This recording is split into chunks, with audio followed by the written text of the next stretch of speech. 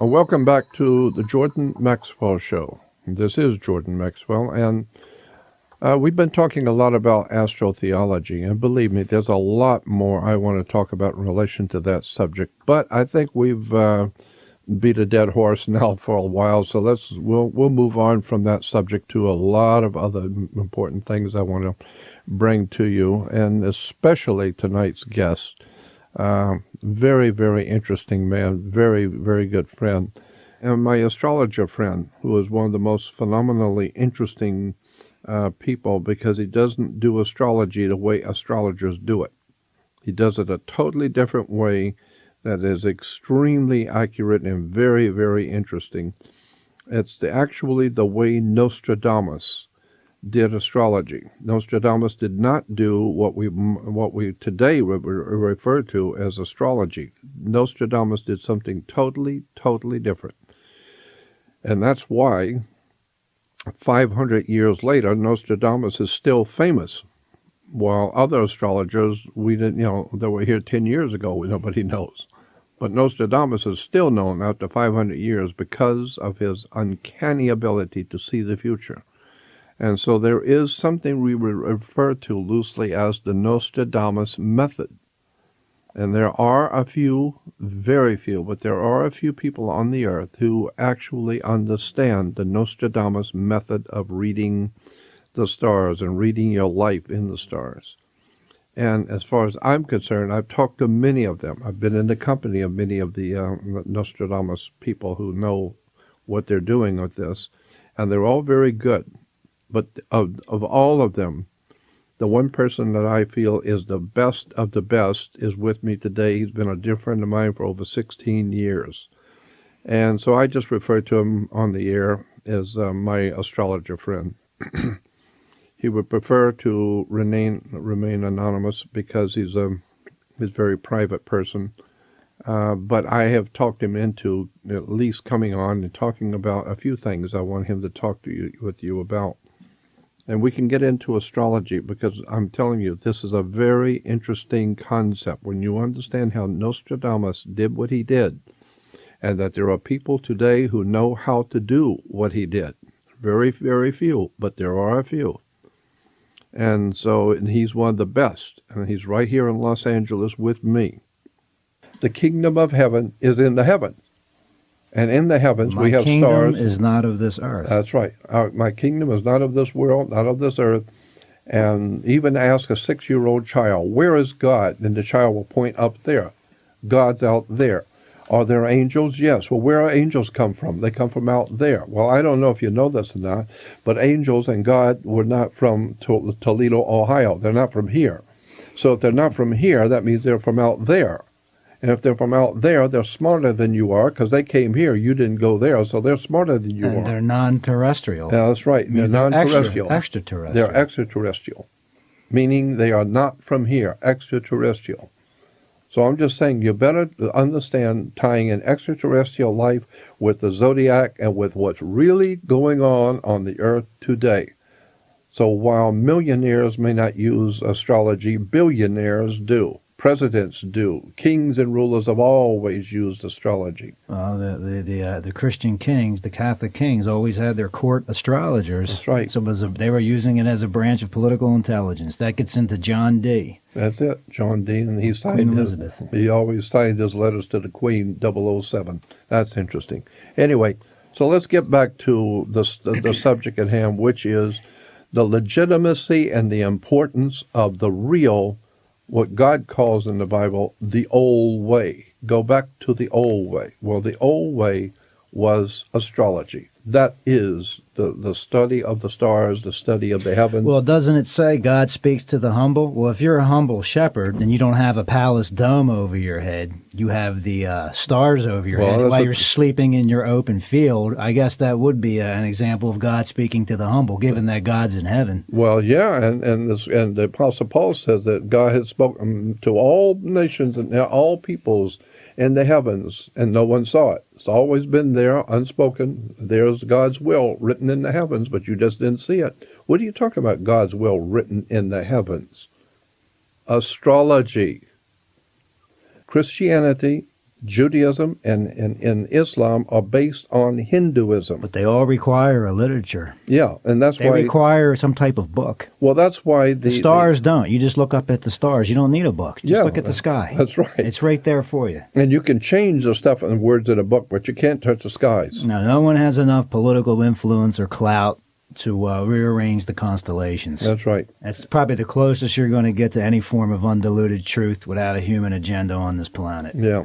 If you go on YouTube, just look up Nostradamus and combine it with the word Ophiuchus, which is a constellation between Scorpio and Sagittarius. That does not exist when you're using so-called astrological signs.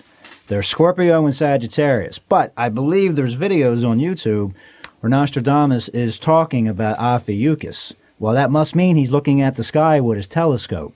Yeah. So he's using constellations. And I think he referred to...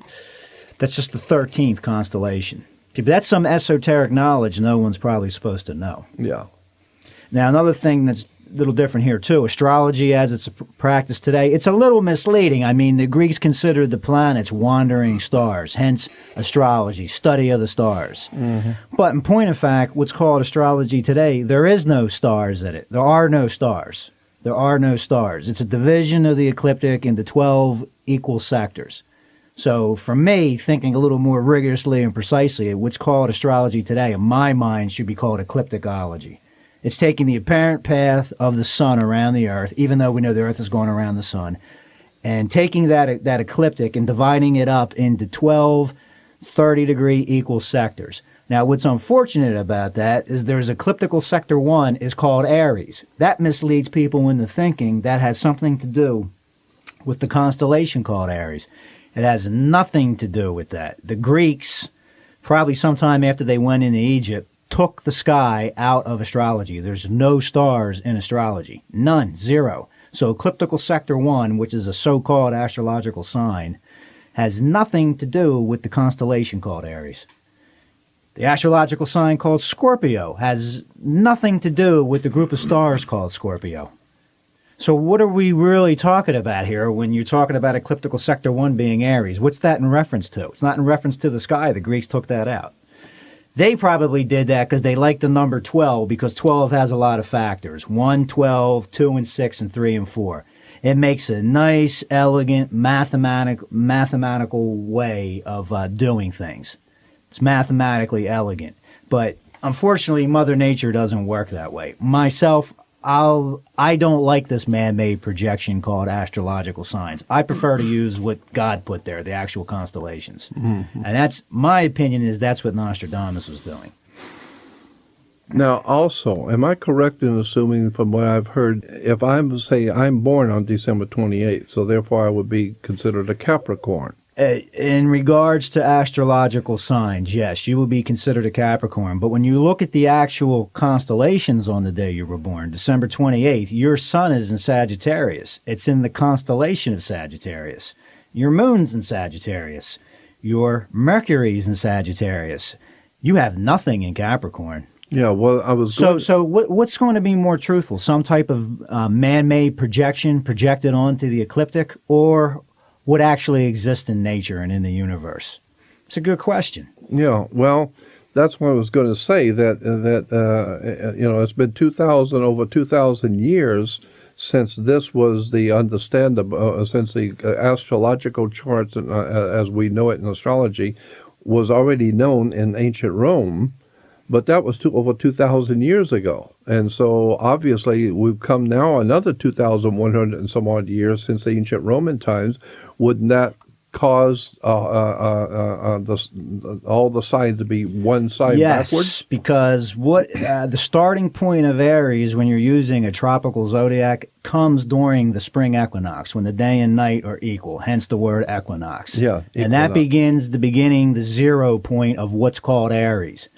Well, when you look at that point called Aries, what's over our head now is the actual constellation of Pisces. So there's going to come a day through the precession of the equinox that there's going to be an Aries starting point in terms of the signs, but when you look over your head, it's going to be the constellation of Libra, which is exactly opposite Aries. It's the complete opposite. And then this also gets into the question, What happens when someone's born in Aries in the northern hemisphere? What happens when you cross the equator and you go into the southern hemisphere?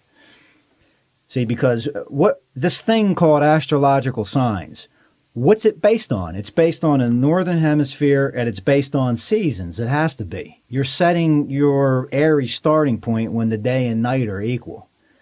But you're not, so any characteristics you're getting from some planet transiting through this so-called sign, which is a man-made projection, where are you getting those characteristics from? It has nothing to do with the group of stars called Aries. So how can you say, so what you're fundamentally saying is anyone born at the spring equinox, when spring begins, is going to have the characteristics of an Aries. And Aries are rambunctious. There's a lot of oomph associated with Aries. Well, they can't be basing it on any type of constellation. So what are they basing it on? The fact that springtime, that's when new life begins. So it's based on the seasons. It's based on temperature. It has to begin. Well, there's a problem there, though. If you're basing it on that Aries is the beginning of new life, when the plants sprout and it's, the baby of the zodiac. Well, when you cross the equator and go into the southern hemisphere, northern hemisphere springtime is their winter time. So what do? You cross the equator, and now so someone in the northern hemisphere who's an Aries in the southern equator is going to be a Libra. You get into these issues. Then you get into the issues of what happens as you approach the equator. What's someone who's born exactly on the equator? Can you flip a coin? I'm an Aries or I'm a Libra. Yeah. I mean, it gets into technical things also, too, when you're using astrological signs. As you move towards the North Pole and the South Pole, the latitude lines get closer and closer. The whole system breaks down completely. So, but then again, I think when the Greeks took the stars out of this thing called astrology, they took the sky out. They did it for a reason. I'm not an archaeologist. I consider myself exactly like you, Jordan. I'm just a normal guy who, despite my limited intelligence, stumbled into this stuff. So I'm not an archaeologist, so I can't prove what I'm going to say. But I think what they were doing, obviously, since it's a northern hemisphere system, they're creating something based on temperature, the seasons. Well, that works well if you've got a slave society, and all the slaves need to do, the so-called pagans, as you said, all you need to know is when to plant, when to reap, and when to sow. And then we will give you a set of religious holidays and religious ceremonies around those seasons. But when you start looking at these megalithic temples and structures around the earth, and you would know more about this than I do, those temples and structures are aligned to the actual constellations. They're a little bit shifted now because of the precession of the equinoxes. Mm-hmm. But when you account for that, they were using the sky.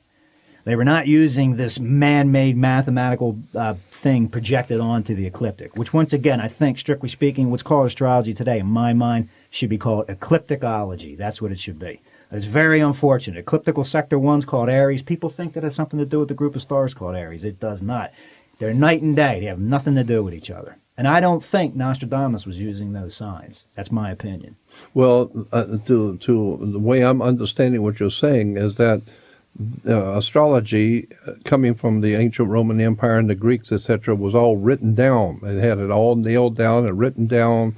That certain months were certain signs, and then it's all written down in the book. And there it is. It's in the book.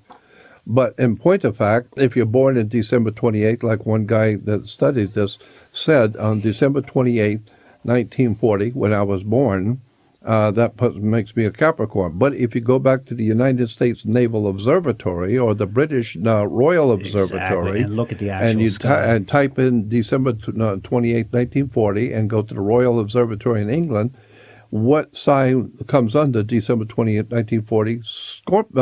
Sagittarius. Well, that's the constellation, right? Yeah. Yeah, the constellation, as distinguished from the sign. Yeah. Yeah, the constellation. Precisely. So I'm just saying that, even according to the Royal Observatory and the United States Naval Observatory will tell you, no, December 28th was not Capricorn. It was the Sagittarius. Sign. It was Sagittarius, according to the constellation, stars. as distinguished from the sign. The sign, which is just a man-made creation projected on the ecliptic, that would be Capricorn, but not what's actually in the sky where the stars are. Yeah. So then what you're talking about is that the calculations we're talking about in astrology are actually based on what's written in the book, but the books were written thousands of years ago, and the whole universe has changed since then. What would you rather do? Spend your time with a book in front of your face banging in the walls, or just put the book down and look at the actual sky? Just go out at night and look at the sky. That's where science and mathematics and everything we understand to be science came from, and it makes sense. Yeah, well, that's what the ancients did. They just went out at night. They didn't have a book. They just went out at night and looked at the moon, and the constellation of Scorpio was there, and the moon was there. So they said, well, the moon's a Scorpio. Well, exactly. But what does the book say? Well, the moon says something else. I don't care what the book says. I'm looking at it. It says Scorpio. So the moon's in Scorpio. So what you're saying is there's a difference between what you actually see at night if you go out in the desert. And what you read in your astrological books. And what you read in the book is different. But that's based on the old ancient stuff. That this is all part of the whole story of religion and science and the occult. Well, someone took the sky out of astrology for a reason. Yeah, they took it out. Yeah, because the stars are not considered to be important in astrology as the signs. You have to understand the signs, and there's a lot of interesting stuff in all of it. So it's just fascinating. But the reason why we had you here is because I'd like for you to, according to the way Nostradamus would figure things, you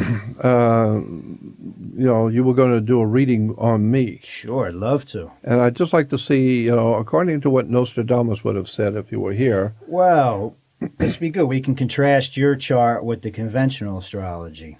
Okay, so, when you use the actual constellations on the day you were born, 28 December 1940, your sun was in the constellation of Sagittarius, your moon was in Sagittarius, and your Mercury was in Sagittarius. So, strictly speaking, you're a Sagittarius. Now, one thing you could say about Sagittarians, one reading of that, Sagittarians are known as truth seekers, because Sagittarius is ruled by Jupiter, and Jupiter has to do with the intuitive mind and taking disparate facts and synthesizing them all together. Folks, this is what it means. So if anyone in my mind qualifies as a truth seeker, that would be Jordán Maxwell par excellence. If you read you as a Capricorn, that would be a totally different reading.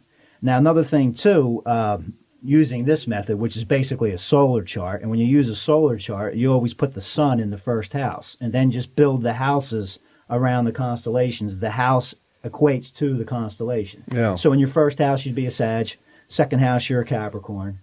And that's your second house. Third house, you're an Aquarius.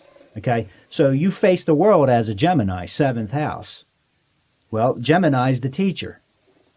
And I would think that's what you're kind of doing with this show. Whereas if you were a Capricorn using astrological signs, you look at that seventh house, if you want to do that, you'd face the world as a Cancer. So and you've got 3 planets in Sagittarius. So that's like the ultimate truth seeker. Well, actually, two bodies. I even worked planet. for a company called Truth Seeker. That's one of the readings of Sagittarius. They're seeking the truth. Well, and that's what I've been doing all my life, is seeking truth. I've always said, one of my favorite sayings is, always trust a person looking for the truth. Don't ever trust the one who's found it.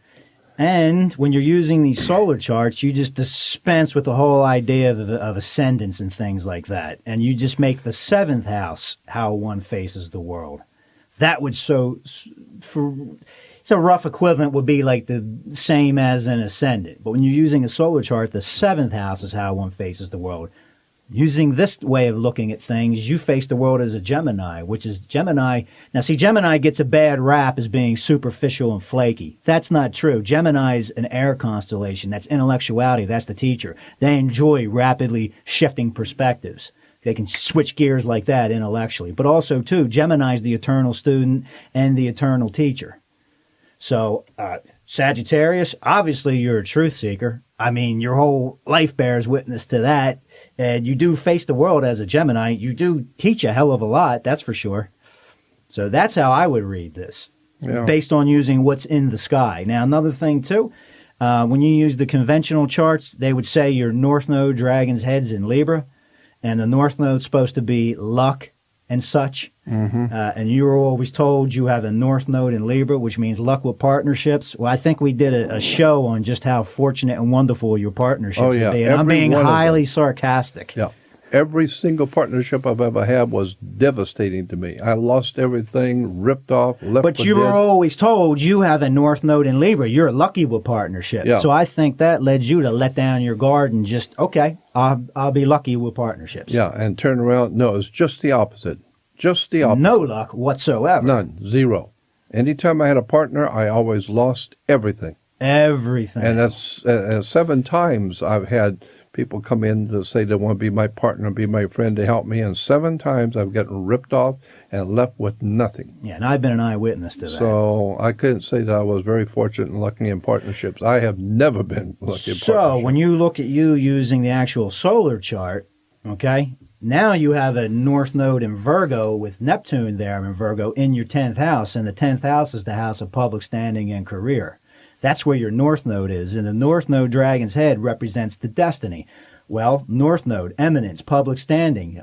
You do seem to be somewhat world famous. And you have a North Node in Virgo with Neptune there. Virgo means being precise and analytical and explaining things clearly. Virgo's ruled by Mercury. Mercury's dignified and exalted in Virgo. I think that's what you do, Jordan, very well. You explain things, and you have Neptune here in Virgo. Neptune rules religion. That's one of the things it rules, and spirituality. That's what you do. You talk a lot about this is where religion comes from, and you lay it out very analytically in a very linear fashion where people can follow it from A to B clearly. That's what you do. You explicate religion. Neptune in the 10th house with a North Node in the constellation of Virgo. Now, you have your Neptune in Virgo in the 10th house. Your dragon's tail is in Pisces.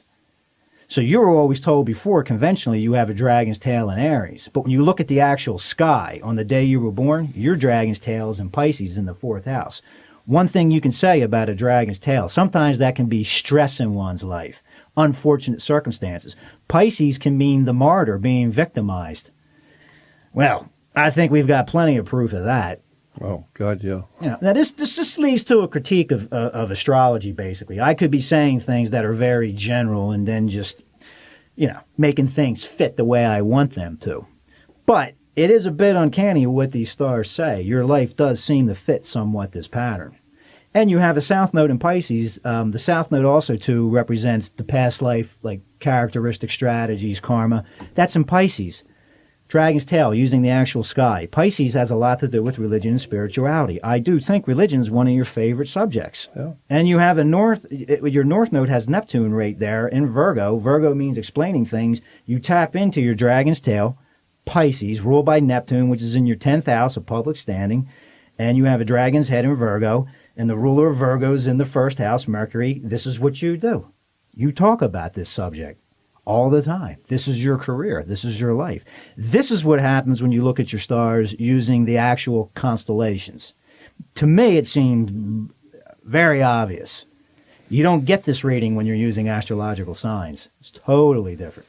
Yeah, because that's true. I mean, for the last 25, 30 years, people will say, well, he's always talking about, all the hardships and everything, but you have no idea about Pisces, dragon's tail in Pisces, being crucified. You have been, yeah. Yeah, over and over and over again. Sleeping in my car and losing everything. People just think, it's just Jordan belly aching again. No, I've been a witness to this for 16 years. I've seen it. I've been shocked by some of the things I've seen. But there it is in the stars when you use the actual constellations. Well, this is just the tip of the iceberg. Now, once you understand what's happening, how can he modify that? Well, usually the way I do the stars, when you see this dragon's tail, since it's the south node of the moon and the moon's super instinctual, this usually represents, to me, personality characteristics and traits that are developed to a very high degree. So you instinctually go there. So right away, Jordan is naturally going to go into victimization mode. And then also, too, with a south node in Pisces, that's going to make you basically, I'm retreating, I'm giving up, I'm disappearing, I'm going to go sleep for 2 years. Leave me alone. That means just wanting to retreat like into your own private monastery. That's exactly what I do. Okay. The issues around the south node, which is the big daddy of the chart in terms of where the major stress is. The way out of that, the antidote to that, is tapping into the north node, which is Virgo. So someone with a dragon's tail in Pisces which means wanting to escape, just wanting to always just go with the flow. The North Node in Virgo is going to say, hey, look at what you're doing very carefully. Do not disregard the details. You need to be very careful about what you're doing and plan things a little more precisely. And that's how you use astrology. That's what, because most people get stuck on their dragon's tail. Mm-hmm. So, but there's a lot more. Look, these charts are like mathematical fractals. The more you look into this, the deeper and deeper it gets. Because you take the English alphabet, that just has 26 letters. And from that, you get the Encyclopedia Britannica, you get Shakespeare. Here, you've got 13 constellations, all these planetary bodies. You've got the houses. You've got how they speak together. It's a very profound, complicated language. Correct. But the point is knowing where in Pisces is his dragon's tail. Right. Mm-hmm. To counteract that in the future so he doesn't put himself in the position of being taken advantage of. Tap into Virgo. So he has to go into his Virgo, and he has to be conscious of when this starts to happen, not to buy into it and seek out the Virgo. Yeah, exactly. With a dragon's tail in Pisces, that could also mean wanting to escape. Just basically, I give up, I quit, I'm just going to go lay in bed, and you can get lost in a world of depression in Pisces. But that's a comfort level for him. Well, everybody has a dragon's tail somewhere. Mm-hmm. Yeah, the dragon's tail is not necessarily poison. It's not like you can't tap into this, but it has to be balanced with the North Node. See, this is the dragon's tail is like being valedictorian in 12th grade. That's like somebody saying, I got straight A's in 12th grade. I'm good at this. I'm going to stay here forever. I don't care if I'm 50 years old and still in 12th grade and I can't even fit in the desk. I'm good at this. I'm going to stay here. And the North Node says, I'm going to harass the living hell out of you till you go into your North Node. So is that a life lesson for him?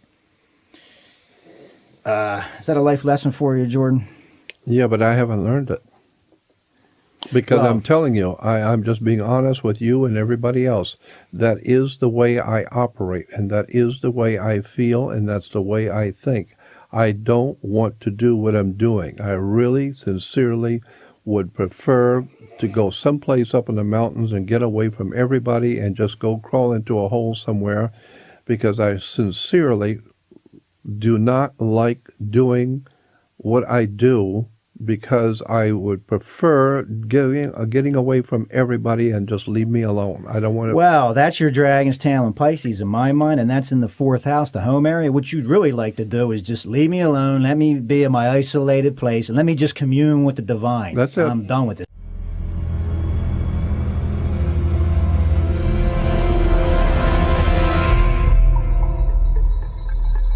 Welcome back to the Jordán Maxwell Show. You can follow us on Facebook at Jordán Maxwell Show and follow us on Twitter at @JMaxwellShow for any messages. And you can leave posts and messages as well. You can always find the latest shows on our website. You can subscribe to the Jordán Maxwell Show on iTunes, and the show is always free. So please support the show at no cost to you by doing your online shopping at Amazon. Make sure you click through the Amazon link on our homepage. I have reasons I don't like astrological signs. I think they're very misleading. So you use the constellation. Yeah, this is even different than Vedic astrology. Vedic astrology, I think where they set that beginning 0 point for Aries might be aligned to the constellation of Aries, but they're still using 30-degree signs. And the constellations are not 30 degrees. No, I know they're all completely uneven. Have you ever done sidereal? Well, that's what the Vedic would be, sidereal. Yeah, this is beyond sidereal. Okay. I'm not saying it's better than sidereal. It but just works for you. This is just strictly, well, that's why this is going to be on the show. Let's put it to the test. Let's put it to the test, you know. But this is just using the actual sky. See, because the thing is... And where did you get your, where did you get the input to make it on the chart? One day, one of Jordan's friends taught me a lot about the stars, and I was out on my balcony looking at the moon, and I'm saying, the moon's not in Scorpio tonight, the moon's in Libra. And then I said, let me try doing a chart using the actual constellations, like myself. My birthday is November 2nd. I'm told by conventional astrologers I'm a Scorpio, 4 planets in Scorpio, but when you look at the sky on the year I was born, November 2nd, there's nothing in Scorpio, nothing. Everything's in Libra. So, and I redrew my chart that way. And I'm like, this makes sense now.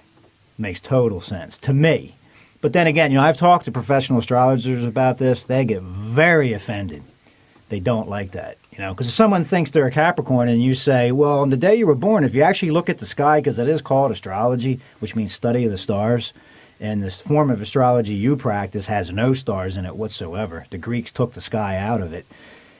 Your sun's not in Capricorn. Your sun actually is in the constellation of Sagittarius. Well, people who are Capricorns don't like giving up that Capricornian identity. God help this earth and God help the human race, because we are in serious trouble. We have offended the gods of the universe. We've offended the universe. We need to get back to, like the Bible says in the Old Testament, where God says to Israel, go back to the old way. Remember that scripture I showed you? Go back to the old ways.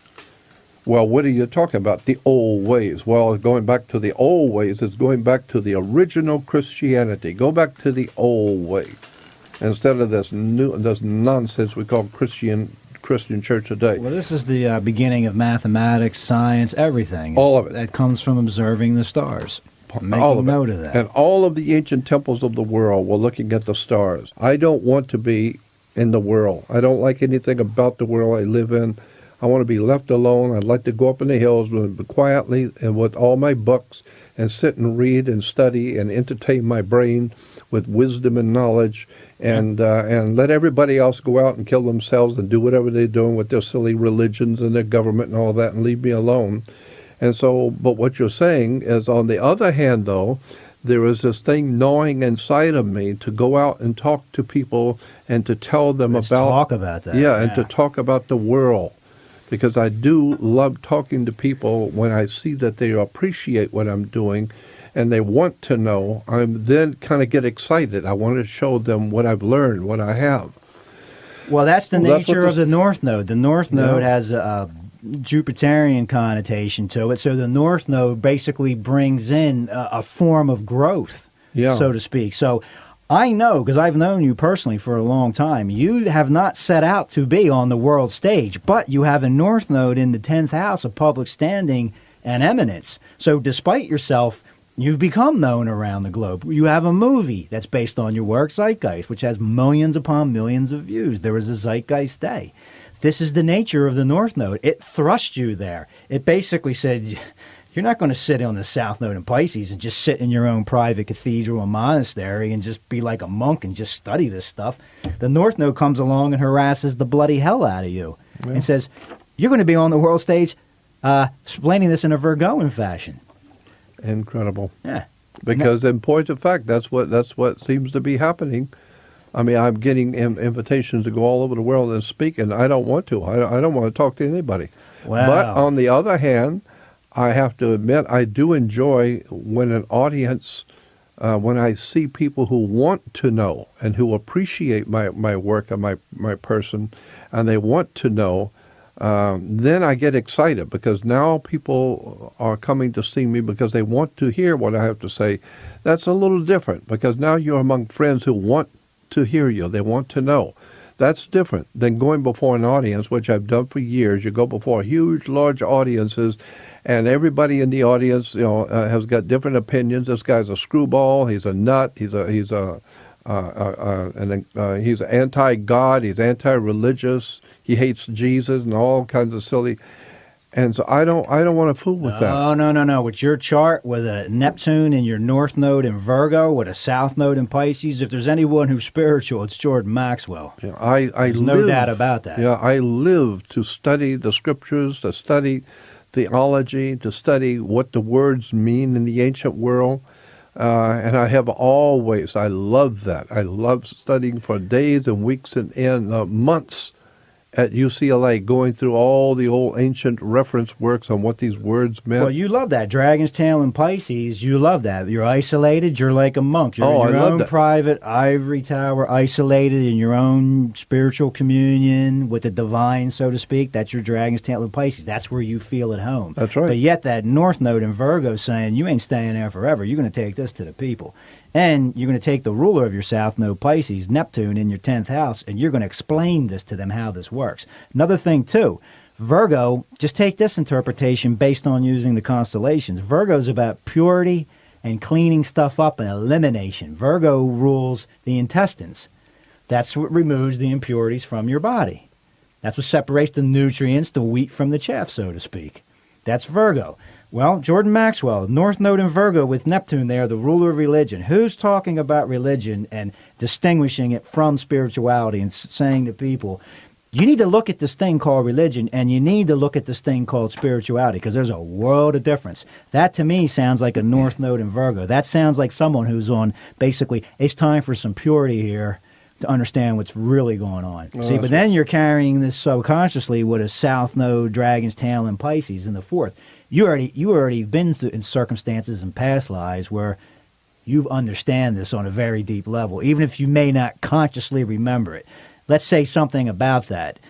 Past lives and such, it'd probably be very difficult if you could vividly remember when you're going to get your morning cup of coffee how you were on a medieval field of battle and a sword went through your eye and came out the back of your head. That might make getting through the day very difficult if you can vividly remember that. So we tend to forget these things, but they're somewhere there. They're in the subconscious. They're just not in the conscious mind. But this chart seems to indicate these traumas and such. We're taking our circumstances in this life and in a certain way using them as props to recreate that scenery and re-deal with those dynamics to resolve those traumas. I think you're right. But we have no conscious awareness we're doing this. Yep. Yeah, but then when you see a chart, you start to realize, oh, I thought I was doing this and I thought I was doing that. Yeah, on a conscious level, but you're involved with something much bigger with your chart than you realized. And also, too, this is the constellations. When you're looking at these stars, it's as Carl Sagan said. He said the stars are the bestiaries of life. That scientist you like, Neil deGrasse, I think his name is, says, basically the stars were crucibles and the atoms that make our bodies were belched forth from the enriched guts of dying stars.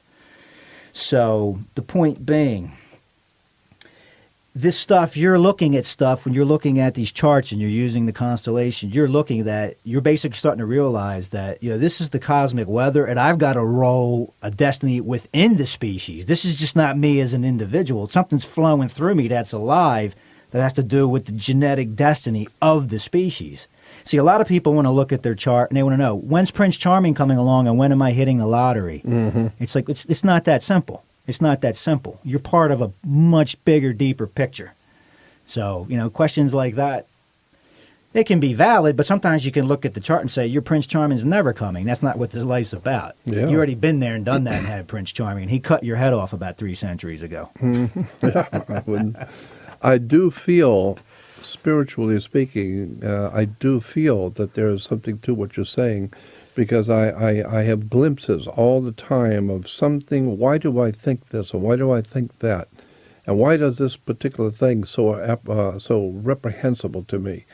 Some war or going. A classic example is I don't like going out in the open sea. I don't like. You've got a dragon's tail in Pisces, and Pisces rules the ocean. Dragon's tail, to bring it down to a mundane level, represents stress. So, well, every time I walk on a boat, I feel extremely stressed. Dragon's tail in Pisces. You've got some karma with that. Might have something to do with why you enjoy talking about maritime admiralty law. Yeah. Might be some treachery on the high seas. That's right. I never thought about that, but yeah, that's true. It has to do with the law of the sea. And I always, anytime I walk on a boat, I don't get seasick. I just don't like being on a boat. I don't like being on the sea. I don't know why. I just don't like it. Dragon's tail in Pisces. Incredible. And well, there's so much can be said about this, but this is the way Nostradamus looked at the stars and looked at the stars and the constellations, but this is a different kind of study than what we call astrology in its classic sense today. Exactly. As I said in the beginning of the show, I think what's called astrology today, strictly speaking, should be called eclipticology. Yeah. I heard a lecture on the fact that the heavens, according to the ancient Sumerians, which is way before ancient Greece, the ancient Sumerians divided the heavens into 3 parts. There was a southern part, the whole universe, the southern part of the universe. the northern part of the universe. And then there's the center in which the Earth happens by chance to be in the center of the universe. And so they said that there was, I think the southern part of the universe was under the jurisdiction of the god Ea, and then the northern part was under the god Enki, and the central part, which is where the zodiac and the Earth and we are, and the sun in the middle was under Anu, the three different gods of the ancient Babylonians. Well, that's what we do today. We actually do the same thing, divide the heavens into three major parts. And I've sat and listened to astronomers discuss that. How we got, so the idea being is that the more we change, the more we stay the same. So much of what we call our wisdom and understanding today, that's based on old stuff. That's based on thousands and thousands of years ago. That's never changed. So, like the Bible says in the Old Testament, there's nothing new under the sun. Yeah, and those, they probably knew that they're referring to those gods metaphorically. Yeah, as a metaphor. These are intelligent people. And, because you go back to ancient Greece, I mean, there were philosophers that were atheistic. Yeah, of course. So this is a long-running debate. Absolutely, no doubt about it. But these people, like I always say it about Steven Spielberg. I always say Steven Spielberg is a lot of things, but stupid is not one of them. Correct. And that astronomer you named again, what was his name? Neil deGrasse, I think that's how you pronounce it. Yeah, Neil deGrasse. He's a physicist. I am fascinated by him. I love listening to him. The thing I like about him, and there's so many scientists that I abhor listening to them because they're pompous and arrogant, self-centered, egotistical. But this guy named Neil is so incredibly human, has a sense of humor, is very kind and courteous, and just, I can't get enough. I just listen to him all day. I love listening to him because he's a natural-born teacher. I love his company. I love listening to him. What a brilliant mind, but what a delightful, incredible man. What a delightful person. I think he has a sense of the poetic about him. Oh, yeah. It just beautifully says things in such a beautiful way, and doesn't mind laughing and sees humor in things, but has a brilliant mind. So I don't want the world to know I really like this guy. He's very, very, very interesting, a very good, very, very good teacher. So anyway, but this whole way of looking at a person's chart, the way Nostradamus did it, I would say we're going to wrap this up about now. So the way I'd like to wrap this program up is that my friend here who is doing this for me, I asked him if he would just read my chart, in the air, to give you, the listener, an understanding of how Nostradamus actually calculated people's lives and their destiny by the constellations. And it is so incredibly interesting and accurate, and like we were saying before, I mean, if you're going by the old standard of astrology, I would bet Capricorn. Well, none of it makes any sense, none of it. But if you look at the way Nostradamus did it, when you just go out and look into the heavens and see where the stars were on the day you were born, well, that's Sagittarius, not Capricorn. Right, and a lot of astrologers are going to take umbrage with this. They're not going to like this. Well, I know that, but this is the one that's accurate. And also, too, it's also, like I said, I don't have statistical proof of all this. I'm just a normal guy like you who stumbled into this stuff despite myself. But what does this imply?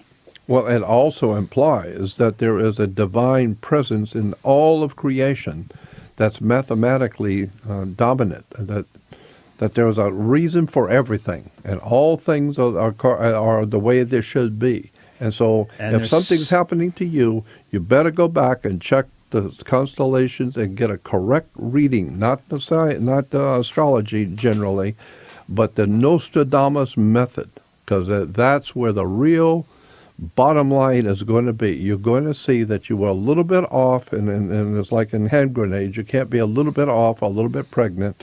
If you want to understand who you are, you better go back and look at the way Nostradamus configured the stars and the constellations. And so that's why at the end of this program, I just want to say that my friend here does readings for individuals. He will do a reading for you. But if it goes through Jordán. Well, let me finish. But he will not take any phone calls or any emails from anyone, because I've known him for 16 years, and I have asked him to speak at conferences, and I could get him to do all kinds of great things with expos and conferences, but he will not speak in public, period.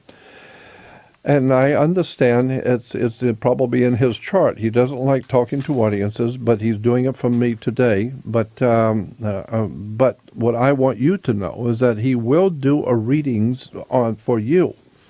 And as far as I'm concerned, I'm fascinated with watching what he has told me over the years. I remember a couple of years ago, quite a few years ago, he called me one day, this guy I'm talking to right now, right here in the studio. He called me and said, listen, 1 year from today, I remember this distinctly. He said, a year from now, and he gave me the month and the time of the month. And he said, it's going to be at least a year from now, but watch this month and next year, and all the banks are going to go under. There's going to be a massive, massive banking collapse going. It's going to start here, and it's going to go around the world. People are going to be losing their homes. Banks are going to go under. It's going to be massive, big.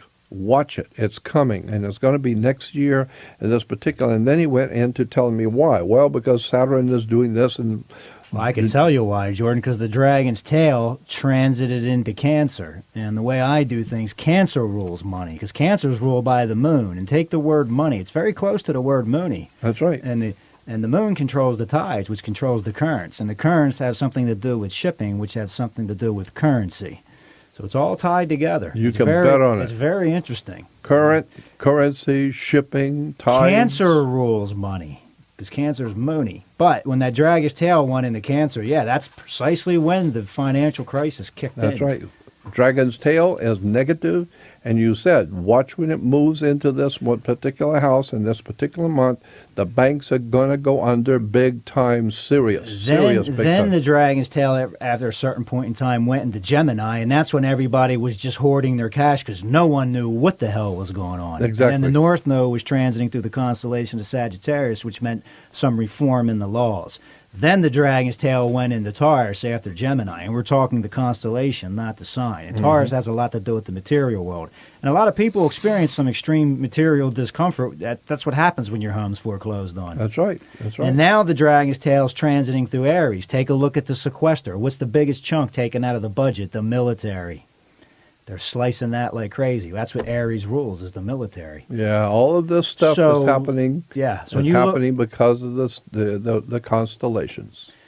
Yep. So you can't always see specifically what players are going to do what or the exact time, but you've got a pretty good understanding of the broad overall general trend. Well, I'm telling you, and it's always been. I mean, for the 16 years I've known you, you've told me things 6 months and a year ahead of time, and every time it happens exactly like you said. And so that's why I am totally convinced that this is something the public needs to know. So if you want to get a reading from my friend here, he will do it if you come through me. So we're going to put up a separate page on my website on Jordán Maxwell Show, a separate page for my friend here. And so just read what's on the page, and it will tell you that put down certain information that we're going to ask you, like your birthday, where you were born, that kind of thing. Exactly. And then there'll be a PayPal button where you can pay him for his services. And then he will get back to you, but don't expect it immediately, because he's going to have to sit and calculate for 3 or 4 or 5 days the signs, because he's not going to do it the regular normal way. It's going to be done the way Nostradamus did it, and that's a whole different proposition. So if you want to have your a reading on your life, or on your company, or on your baby, or on your husband, or whatever, the way Nostradamus would have done it, then just contact, or just go on my website, Jordán Maxwell Show, and or email me, Jordán Maxwell, from my website, Jordán Maxwell Show, and I'll put you in touch with my friend. I'll send it, as a matter of fact, if you send it, I will then forward it to him, and he, my friend here, will call you back and talk with you. And so how do you normally do this? When somebody wants to get a reading, and you said that you will talk to them for... Yeah, I do a preview. I let people sample the merchandise. I tell people when they call, I'm going to read a lot for free, and your job is to try to keep your money. You don't want to pay me. Try to be dubious and skeptical. And if what you hear sounds accurate to you and useful, then you can decide to pay. Now, I do that for my own selfish reasons, because anything I say to anyone else, I'm looking at my chart that way. And I don't have a team of PhDs with degrees in statistics from UCLA who can scientifically corroborate this and give me confidence in what I'm doing. Mm-hmm. So when I have people, I tell them, let me read it for you, and if you don't like it, don't pay. And most of the time they pay. It's no reflection on my abilities. It's a reflection of the truth of these stars. And that gives me confidence when I look at my chart, because life is difficult. And you need some guidance. And I think it runs into what you said, Jordan. You're not looking at the stuff. You're not looking at the stars. Your life's going to be a disaster. Yeah, that's right. You need to have a general idea where you came from and why you're going, where you're going. And I would say to anyone, if you want to get a reading from my friend, he will do it, but you got to go through me, because he will not. He does not make his a phone or email or anything available to the public, because he just doesn't do it that way. So contact me and tell me you want a reading. That's all basically you need to say, and I'll know what you mean. And then I will send it over to my friend, and then he will contact you. You really need to do this. I'm telling you, it will blow your mind when you find out who you really are and what's really actually going on with you. If we could talk one more thing about what I think these charts do, too. These charts, in my mind, when I look at my chart, it basically tells you, look, society's saying you should do this, you're getting this from peer pressure. Then there's what your heart's telling you need to do. And that's what I found the chart's a reflection of. That's your destiny, where your heart's at, what you really want to do. But once you discover that doesn't make your life any easier. You can attest to that, Jordan. Oh, no. Now you're talking about, now you know who you really are and what you really got to do. Well, that's going to take a hero's effort to be who you really are. Well, you're right. It's not like you're going to get your chart read and somebody's going to be telling you, your Prince Charming's coming next week with a check for $1 million because he just hit the lottery. Life doesn't work that way. No. Now, what this does, and I've seen it over and over and over again with the people I brought to you over the years, is that this gives a person a general overall understanding of who you are, what's happening to you, and where you're going. Well, like you, Jordan, you really had no choice. You're compelled to do what you do. Because as you said, and I believe it because I've known you 16 years, you really don't want to do this. Who needs the hassle? That's right. I mean, just this whole subject in general. This is some of the darkest, most conspiratorial stuff a man can choose to discuss and make his life's work. It's not been an easy path. But then again, when you look at these stars, you were compelled to do this. I've always felt that.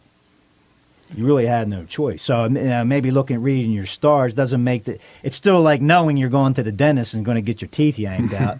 But now you got a little peace of mind. You know what's coming. Well, that's true. That's what people say. A lot of people say, "Oh, I don't want to know my future." Well, I would prefer to know what my destiny is, and to be forewarned is to be forearmed.